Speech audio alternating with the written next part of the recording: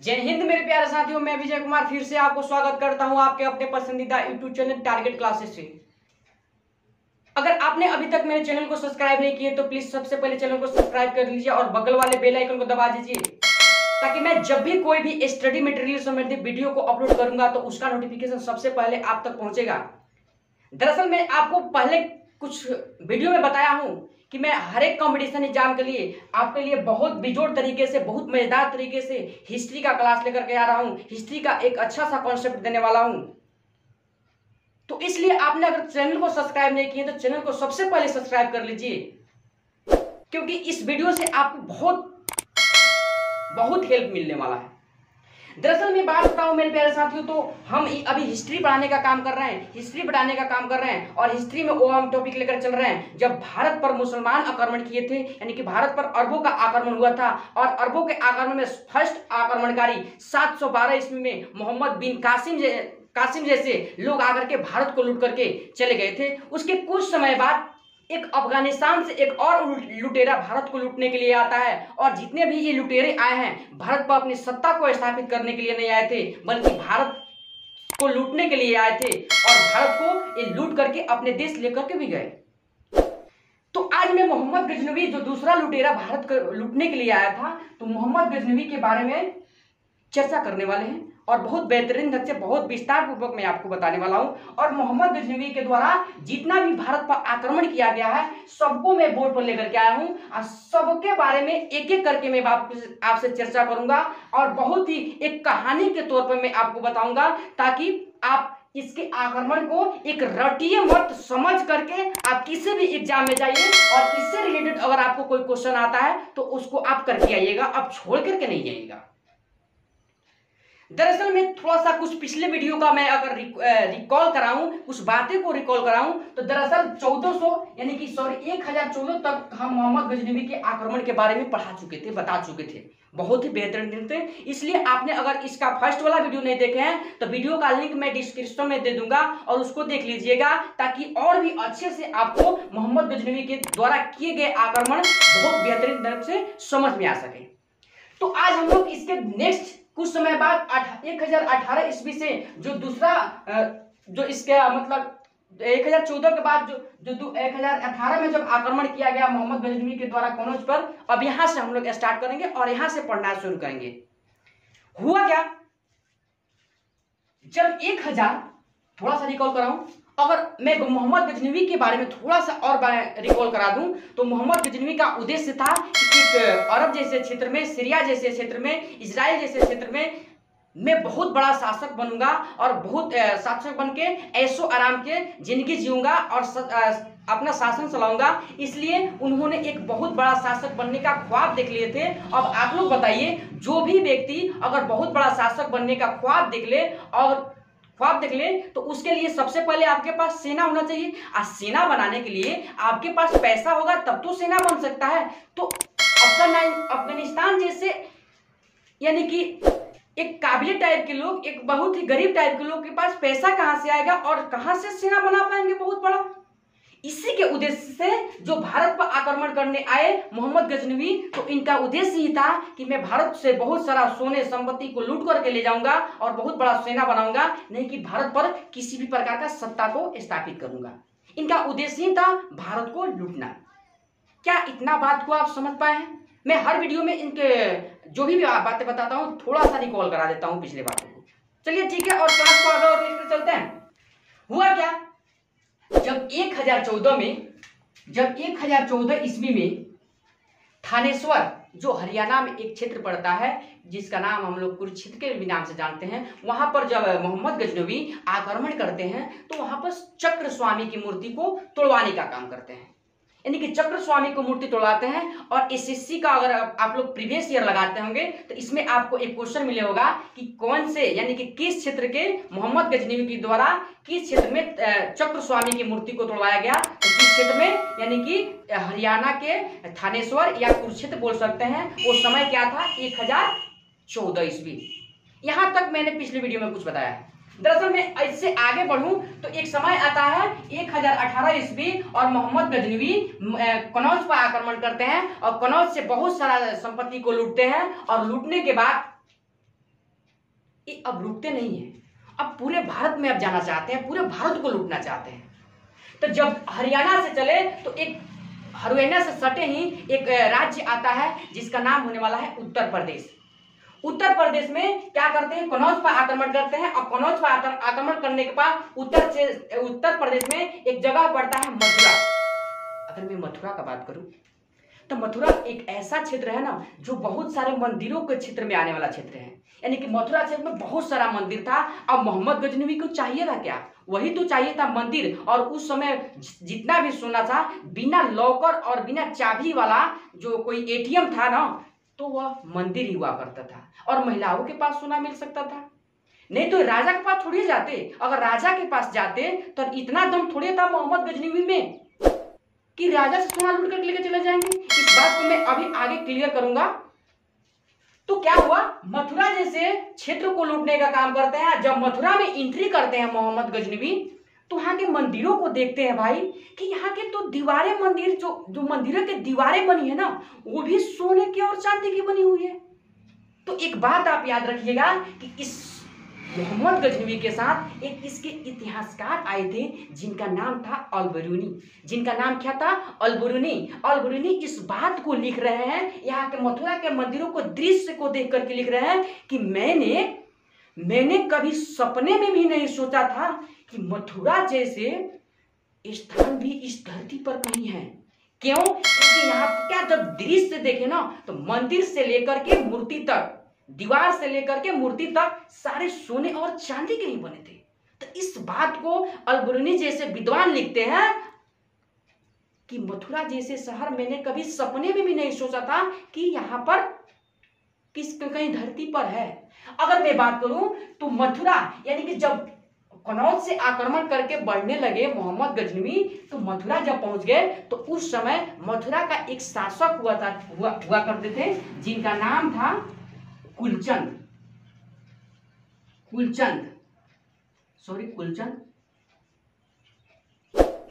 जिनका नाम क्या था, कुलचंद था। जब मथुरा पर मोहम्मद गजनवी आक्रमण किए तो उस समय एक मथुरा पर शासक बनकर, यानी कि शासन कर रहे थे, जिनका नाम था कुलचंद। दरअसल यहां तक तो सब ठीक चल रहा था। एक बात बताइए, क्या ऐसे भारत में मंदिरों को मोहम्मद गजनवी तोड़ते रहेगा?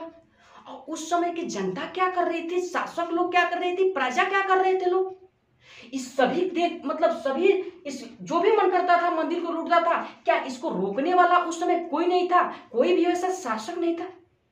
तो मैं आपको यहाँ क्लियर कर दूं कि ये भारत है, हम लोग भारतीय हैं। अभी का बात नहीं कर रहा हूं, उस समय का बात कर रहा हूं कि उस समय के भारतीय लोग सोचते थे कि अगर कोई व्यक्ति यहाँ धरती पर गलती कर रहा है ना, और भारतीय लोग क्या, यानी कि भगवान को मानते थे और भगवान को मानने के बाद ये बोलते थे ना कि अगर कोई व्यक्ति इस धरती पर गलती करता है ना, तो उसका सजा देने वाला ऊपर भगवान बैठे हैं, वहां पर उसको सजा देंगे क्योंकि भगवान ऊपर से देख रहे हैं। ऐसी गलत मान्यता मान करके उस समय के भारतीय लोग चलते थे। अगर और भी विस्तार से मैं उन लोगों को बताऊं तो इन लोगों को केवल खाने पीने और अय्याशी करने से मतलब था। एक और धारणा बना लिए थे इन्होंने उस समय के भारतीय लोग कि उस समय के मंदिरों में एक पुजारी रहा करते थे और पुजारी लोगों के साथ कुंवारी कन्याएं भी रहती थी, जिसे देवदासी कहा जाता था। कुंवारी कन्याएं को रखा जाता था और देवदासी कहा जाता था। और ये मान्यता माना जाता था कि जो भी लोग अपने कुंवारी कन्या को मंदिर में दान दे देंगे ना, तो उन्हें पुण्य की प्राप्ति होगी। उन्हें क्या होगी, पुण्य की प्राप्ति होगी। ऐसे गलत धारणाएं उस समय के लोग मान करके चलते थे। और आप लोग बताइए, अगर दिमाग से सोचिए, जब ऐसी धारणाएं कि कुंवारी कन्याएं मंदिरों में रहेंगी और उसके साथ भी पुजारी रहेंगे, तो क्या घोर अपराध होने का काम नहीं हो रहा था उस समय? घोर अवतार होने का काम नहीं हो रहा था क्या उस समय? यही सब सोच करके किसी में हिम्मत नहीं था कि मोहम्मद गजनवी को आक्रमण करने से, मंदिर लूटने से रोक ले। उस समय इनके पास वैसा कोई विचारधारा है ही नहीं, बस इनको खाने पीने और अय्याशी करने से मतलब था। कुंवारी कन्याओं के साथ जैसा करना है वैसा कीजिए। और बाद में पता चलता था क्या कि भाई पिछवाड़े से पुलिस खोज रही है, कहाँ गए बाबा, कहाँ गए पुजारी। अगर उस समय के वेदों की बात कर लूं तो वेद में ये लिखते हैं कि ब्राह्मण लोग वेदों की बात बता रहा हूं मैं कि ब्राह्मण लोग अगर ऐसा मतलब गृह त्याग करना चाहते थे ना तो जंगलों में चला जाते थे, मंदिरों में यानी कि सॉरी गुफाओं में चला जाते थे और वहां पे जाके भगवान के यानी कि भगवान को लगते थे पूजा करने, भक्ति में लीन हो जाते थे। ऐसे ऐसे गलत धारणाएं उस समय लोग मान करके चलते थे। दरअसल आगे बढ़ते हैं, देखिए तो हुआ क्या, इसके बाद जब 1018 में क्या हुआ, महमूद गजनवी ने कन्नौज पर आक्रमण किया और इसके बाद मथुरा पर आक्रमण किए और ये रुकते नहीं है, अब पूरे भारत में आक्रमण करेंगे, पूरे भारत को लूटेंगे। हुआ क्या, इस समय इनके बाद 1018 में अब जैसे जैसे वो बढ़ रहे हैं, मोहम्मद गजनवी आक्रमण कर रहे हैं, तो 1019 का एक समय आता है और मोहम्मद गजनवी ने कलिंजर पर आक्रमण करते हैं। और जब कलिंजर पर आक्रमण करते हैं तो वहां के एक शासक हुआ करते थे जिनका नाम है विद्याधर। विद्याधर शासक का बात किया जाए ना, बहुत बहादुर शासक थे। इस बात को आप यहाँ पर थोड़ा सा अपने दृष्टि को दोहराइएगा कि जब 1019 में जब मोहम्मद गजनवी कलिंजर पर आक्रमण किए तो इस कलिंजर पर आक्रमण के द्वारा वहां के शासक विद्याधर के द्वारा मोहम्मद गजनवी को हरा दिया गया। क्या किया गया, हरा दिया गया। और एसएससी इस प्रश्न को पूछ चुका है, अगर आप प्रीवियस ईयर लगाते होंगे तो ये क्वेश्चन भी मिला है कि भारत में वह कौन से ऐसे शासक थे जिन्होंने मोहम्मद गजनवी को हराए थे। तो कौन से शासक थे, यानी कि विद्याधर एक ऐसे शासक थे जिन्होंने मोहम्मद गजनवी को कलिंजर पर जब आक्रमण किए थे मोहम्मद गजनवी, उस समय विद्याधर उनको बहुत ही बुरी तरह से हराए थे। एक क्वेश्चन को वेरी आज के क्लास का इंपोर्टेंट क्वेश्चन होने वाला है कि भारत का वह कौन से ऐसे शासक थे जिन्होंने मोहम्मद गजनवी को भारत में हराए थे। तो कौन थे, यानी कि विद्याधर, वैसे विद्याधर नाम के शासक थे जो कहां के शासक थे, यानी कि कलिंजर के। यहां तक तो सब ठीक चल रहा था, यहां तक तो सब ठीक चल रहा था। अब एक समय आता है 1025 जो मोहम्मद गजनवी के द्वारा सबसे इंपोर्टेंट आक्रमण था। तो 1025 एक सोमनाथ मंदिर पड़ता है जो गुजरात क्षेत्र में पड़ता है। सोमनाथ मंदिर अब टारगेट थे सोमनाथ मंदिर, क्योंकि मोहम्मद गजनवी का टारगेट ही क्या था, लूटपाट करना और भारत से बहुत सारा सोना को लेकर के जाना। तो अगर मैं सोमनाथ के मंदिर की बात करूं तो यहां पर 60,000 पुजारी रहा करते थे। कितना, 60,000 पुजारी रहा करते थे। कितना, 60,000 पुजारी रहा करते थे। और इन पुजारियों के हाइट का बात करूं तो हाइट 6 फीट हुआ करता था। वजन का बात करूं तो 80 केजी हुआ करता था। और इनके एज का बात करें तो एज 32 साल हुआ करता था। सोमनाथ के पुजारी, सोमनाथ मंदिर में लगभग 60,000 पुजारी रहा करते थे और उनके हाइट जो थी 6 फुट थी, वजन 80 किलो और उम्र 32 साल। ऐसा कि खा पीकर ऐसे मुस्टंडे हो गए थे कि धरती पर अगर एक पैर लगा देंगे तो धरती से पानी निकल आएगा। अच्छा, एक बात आप लोग यहां पर सोचिए, क्या मोहम्मद गजनवी ऐसे ऐसे मंदिरों को तोड़ेगा और भारत की जनता, भारत के साथ सभी लोग देखते रह जाएंगे? आज कोई भी जाति धर्म के लोग एक मंदिर तोड़ के दिखा दे तो मस्जिद हिंदू मुस्लिम के नाम पर एक ऐसा नरसंहार देखने को मिलेगा कि भारत का क्या आपस में हिंदू मुस्लिम मर जाएंगे, लड़ने के लिए तैयार हो जाएंगे, जान निछावर कर देंगे। और उस समय मंदिरें तोड़ना करता था मोहम्मद गजनवी। और 60,000 पुजारी लोग जो सोमनाथ मंदिर में रहते थे, इनका मानना पता है क्या था कि जो मथुरा जैसे क्षेत्र के जो पुजारी थे वो गलती जो किए थे, जो अन्याय किए थे, उन्हीं का सजा मिल रहा था। कि मोहम्मद गजनवी क्या कर रहे थे कि मथुरा जैसे शहर को लूट रहे हैं, यानी कि वहां के पुजारियों को सजा मिल रहा है, इनका मानना था। सोमनाथ मंदिर में जो पुजारी रहते थे उनका। दरअसल होता भी ऐसे था कि ये लोग बोलते थे ना कि मोहम्मद बिन कासिम जैसे भारत को लूट करके ले गया तो वहां पर अल-हिलाज के द्वारा घोड़े से खिंचवा कर मरवा दिया गया, वैसे ही समय आएगा और इसको भी जब मोहम्मद गजनवी भी वैसे ही मरेगा। और ये एटीट्यूड में आ गए सोमनाथ मंदिर के पुजारी, कहने लगे कि अगर मोहम्मद गजनवी में इतना ही दम है ना मोहम्मद गजनवी में इतना भी दम है ना तो सोमनाथ मंदिर पर आक्रमण करके दिखाओ। कैलाश पर्वत पर से खुद शिव जी आएंगे या शिव जी का त्रिशूल आएगा और मोहम्मद गजनवी को खत्म कर देगा। ऐसे ऐसे गलत धारणाएं यहाँ के पुजारियों लोग मान लिए थे। अब मोहम्मद गजनवी सोचने लगा ठीक है मैं तो करूंगा आक्रमण, और चल दिया सोमनाथ मंदिर गुजरात में आक्रमण करने के लिए। अब जब इस मंदिर में पहुंचा ना, इस मंदिर में कहानी बता रहे हैं 1025 का, जब सोमनाथ मंदिर पर आक्रमण किया तो उस समय वहां के जो शासक हुआ करते थे ना, यानी कि गुजरात क्षेत्र के शासक हुआ करते थे, तो भीम प्रथम चालुक्य वंश के शासक हुआ करते थे। कौन? भीम पर, यानी कि जब मोहम्मद गजनवी सोमनाथ मंदिर पर आक्रमण किए तो वहां के एक शासक हुआ करते थे, जिन शासक का नाम था कि भीम प्रथम चालुक्य वंश के शासक हुआ करते थे। अब यहाँ के यानी कि सोमनाथ मंदिर के जितने भी पुजारी थे ना, भक्ति में लीन हो गया, एटीट्यूड हो गया कि तुम्हारा अगर हिम्मत है तो सोमनाथ मंदिर पर आक्रमण करके दिखाओ। अब तो जब भक्ति में लीन हो गए, कहा यानी कि सोमनाथ मंदिर के पुजारी, तो हुआ क्या पता है? जब इस मंदिर में एंट्री किए क्या मोहम्मद गजनवी, तो कुछ ऐसा ही दृश्य देखने को मिला, कुछ ऐसा ही दृश्य देखने को मिला और इस मंदिर से भाग खड़ा हुआ और मोहम्मद गजनवी सोचने लगा कि सच में कैलाश पर्वत से मैं नहीं तो शिव जी आएंगे, नहीं तो शिव जी का त्रिशूल आएगा और मेरा खत्मा हो जाएगा। दरअसल उस दृश्य ये था ना कि सोमनाथ मंदिर में उस समय कुछ ऐसा दृश्य लगाया गया था ना, ऐसा मतलब शिवलिंग लगाया गया था ना, इतना चकमक टाइप का मतलब शिवलिंग लगाया गया था कि आप भी देख करके आश्चर्यचकित हो जाइएगा। लगाया क्या गया था कि मान लीजिए वो बहुत बड़ा बड़ा शिवलिंग था, नहीं शिवलिंग के ऊपर कोई बांधा हुआ था, नहीं कोई नीचे बांधा हुआ था और नहीं कोई आसपास बांधा हुआ था, और शिवलिंग ऐसे ही तैर रहे थे, यानी कि ऐसे ही तैर रहे थे, मतलब ऐसे ही खुले एथी में उस दीवार के आरी साइड क्या कर रहे थे, यानी कि लटक रहे थे, नहीं ऊपर बांधा है नहीं। जब इस दृश्य को देखा मोहम्मद गजनवी तो सोच में कहा कि नहीं कैलाश पर्वत पर से शिव जी आएंगे और हमारा खत्मा हो जाएगा। अब इस मंदिर से क्या किया, यानी कि मोहम्मद गजनवी भाग खड़ा होता है कि सोमनाथ मंदिर से।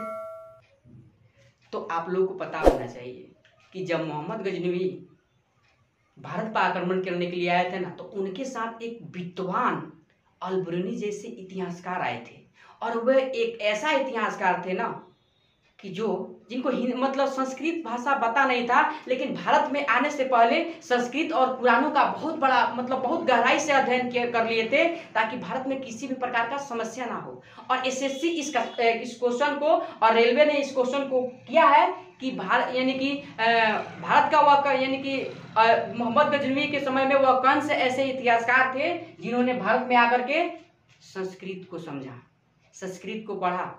कौन थे? अलबरूनी जैसे इतिहासकार। तो जब ये बात अलबरूनी को पता चला, अलबरूनी उसके साथ थे, तो बोल रहे हैं मोहम्मद गजनवी के, अरे यार तू भाग क्यों रहा है, अरे यार तू भाग क्यों रहा है, हम लोग सोमनाथ मंदिर को लूटेंगे। तो ये बोल रहा है कि नहीं, कुछ ऐसा दृश्य उसमें दिखने को मिल रहा है ना कि नहीं शिवलिंग बहुत बड़ा बड़ा है, नहीं आसपास कुछ बना गया है और ऐसे ही तैर रहे हैं।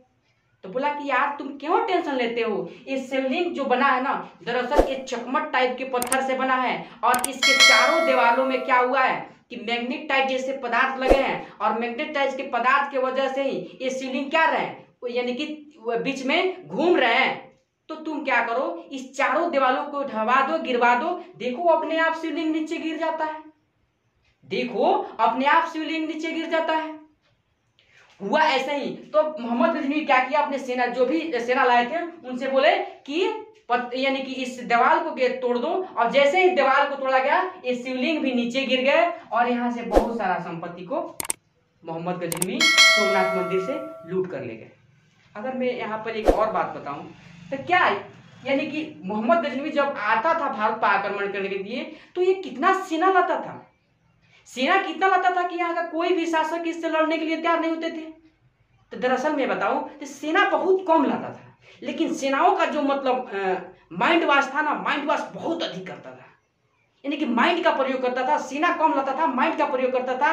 आप लोगों को पता होगा ना कि इस्लाम धर्म में एक ऐसी मान्यता थी ना जो मोहम्मद पैगंबर साहब देकर के गए थे, क्या था वो, जन्नत नसीब वाला था।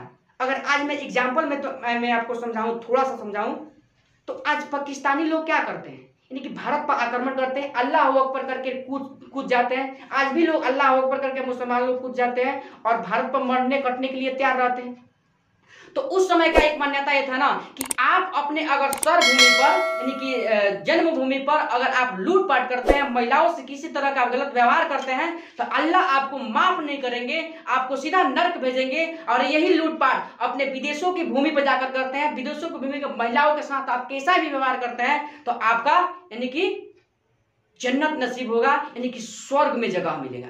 इस बात को लेकर के चलते थे। और आपको लोग बता देते हैं कि इस बात को माइंड वॉश करते थे कौन? मोहम्मद गजनवी। और जितनी भी सेना लाते थे एक कट मरने के लिए तैयार रहते थे। तो आप लोग बताइए, जो सेना रणभूमि में कटने और मरने के लिए आएगी उसको हराना बहुत मुश्किल हो जाएगा, उसको हराना बहुत मुश्किल हो जाएगा। तो दरअसल ये सेना बहुत कम लाते थे, लेकिन सेनाओं का माइंड वॉश बहुत अधिक करते थे। क्या करते थे? बहुत अधिक करते थे।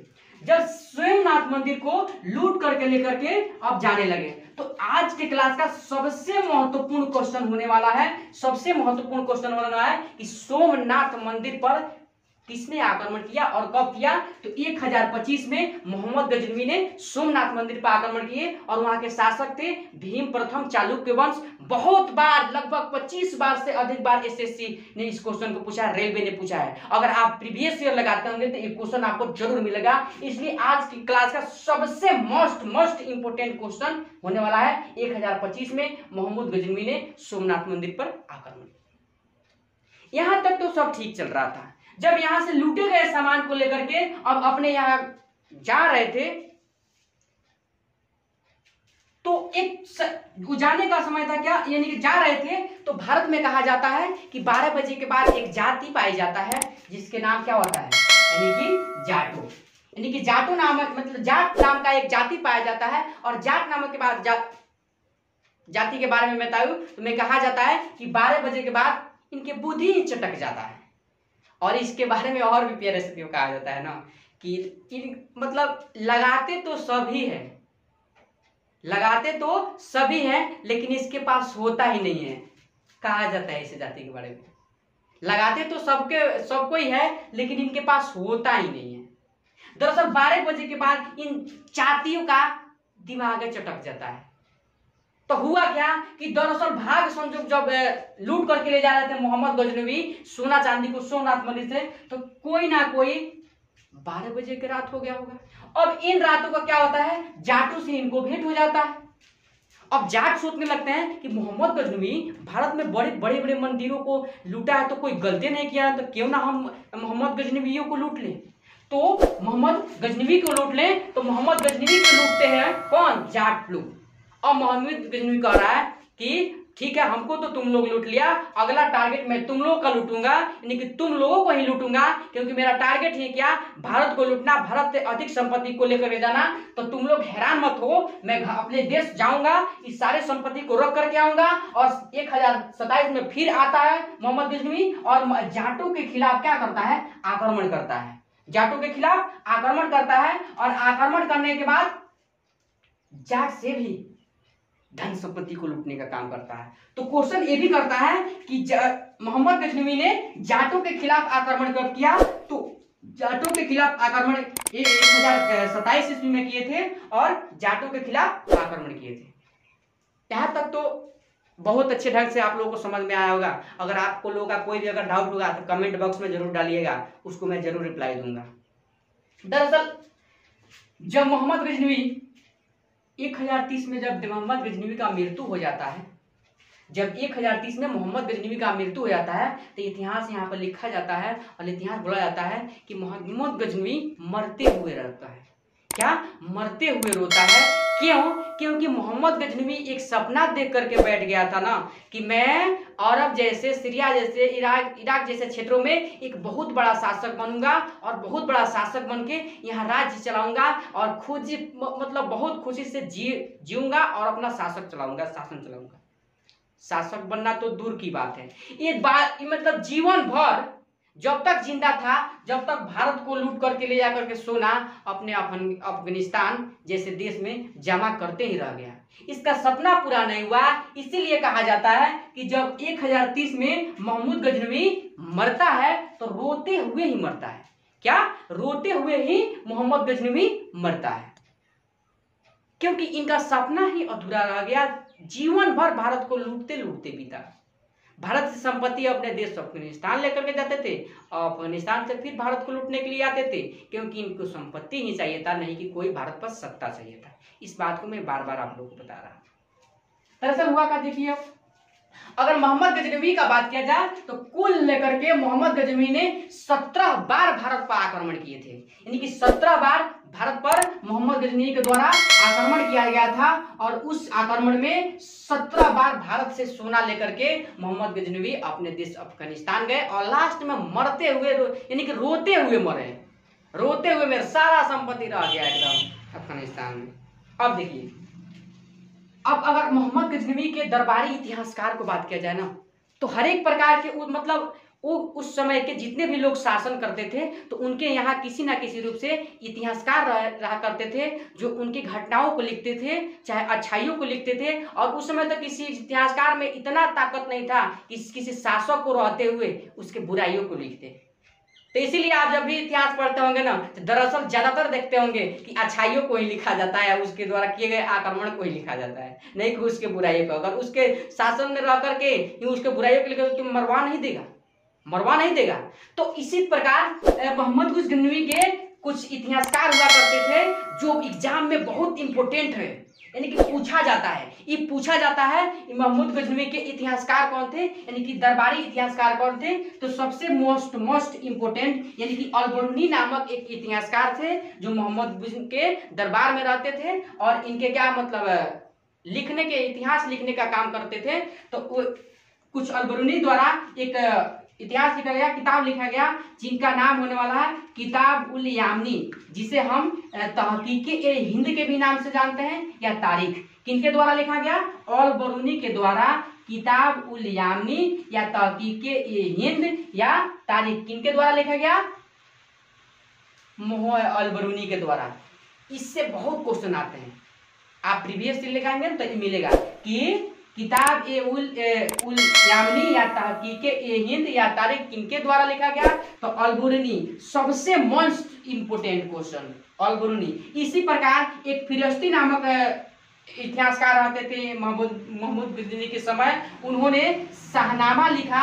अगर शाहनामा का मैं अर्थ बताऊं आप लोगों को, तो शाहनामा का अर्थ होता है यानी कि अफगानिस्तान का महाभारत। जैसे भारत का महाभारत होता है ना, रामायण पढ़े है ना, रामायण देखे है ना, महाभारत देखे है ना, इसी प्रकार फिरस्ती नामक इनके दरबारी इतिहासकार थे, जिन्होंने कौन सा बुक लिखा, यानी कि शाहनामा लिखा। और शाहनामा का जो अर्थ होता है वो अफगानिस्तान का महाभारत के नाम से जाना जाता है। इसी तरह एक और इतिहासकार थे कुतुबी, एक और इतिहासकार थे कुतुबी, और कुतुबी जिसके द्वारा किताब उल यामनी को लिखा गया, किताब उल यामनी को लिखा गया। इसको बहुत, इसको आप लोग नोट कर लीजिएगा, एक नोटबुक में। और दरअसल मैं इसी प्रकार का एक अगला वीडियो लाऊंगा, अगले शासक की वीडियो लाऊंगा, और जो भी मैं बता रहा हूँ ना, आपके एग्जाम दृष्टि से बहुत ज्यादा इंपोर्टेंट होने वाला है। तो तीसरा इतिहासकार कौन थे? कुतुबी थे, जिन्होंने कौन सा बुक लिखा, यानी किताब उल यामनी को लिखा। किताब उल यामनी को लिखा कौन? कुतुबी। और एक और इतिहासकार थे यानी कि बिहाकी ने थे, यानी कि बिहाकी नामक एक अलबरूनी के समय इतिहासकार थे, जिन्होंने तारीख-ए-सुपुतगिन को लिखा, तारीख-ए-सुपुतगिन को लिखा। अगर कुल बात किया जाए तो मोहम्मद गजनवी के समय 4 इतिहासकार हुए हैं। चारों इतिहासकार का नाम यानी कि एक अलबरूनी हुए हैं, फिरदौसी हुए हैं, कुतुबी हुए हैं, और बिहाकी हुए हैं। दरअसल मेरे प्यारे साथियों, मैं जब प्रीवियस ईयर का क्वेश्चन लगा रहा था ना, तो उसमें मेरे को एक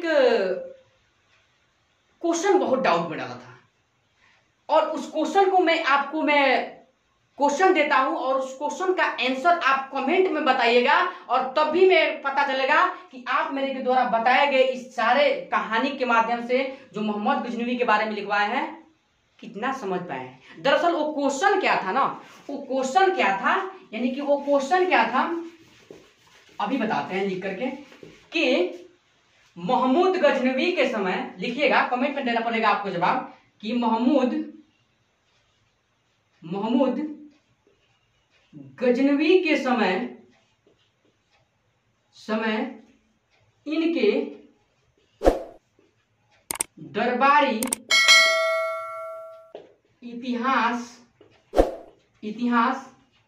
इतिहासकार कौन थे। यानी कि महमूद गजनवी के समय दरबारी इतिहासकार कौन थे। ऑप्शन में दे देता हूं, यानी कि अलबरूनी, ऑप्शन भी देता हूं, अलबरूनी, और ऑप्शन देता हूं फिरदौसी,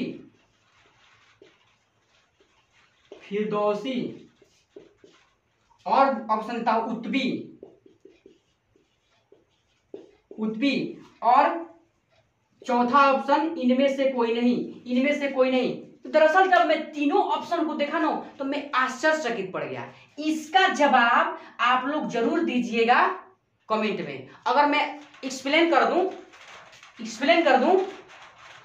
चलिए अगले वीडियो में एक्सप्लेन करके थोड़ा सा बताऊंगा इसके बारे में। आप लोगों को सबसे पहले कमेंट में इसका जवाब दीजिएगा, और उत्तर भी मैं दूंगा कमेंट में ही। लेकिन जब अगला वीडियो लाऊंगा तो सबसे पहली बात इसी को बताऊंगा, यानी कि महमूद गजनवी के समय में जो दरबारी इतिहासकार हुए थे, यानी कि पढ़ाने थोड़ा सा मैं आपको जोड़ दे देता हूँ, थोड़ा सा आप लोगों को इशारा करता हूँ कि मान लीजिए मैं यहाँ पर पढ़ा रहा हूँ, तो कोई होता है कि कहीं दूर से आकर के पढ़ाते हैं, कोई होते हैं कहीं यहीं पर आकर पढ़ाते हैं, समझ रहे हैं। तो दरबार का बात किया जाएगा, ठीक है।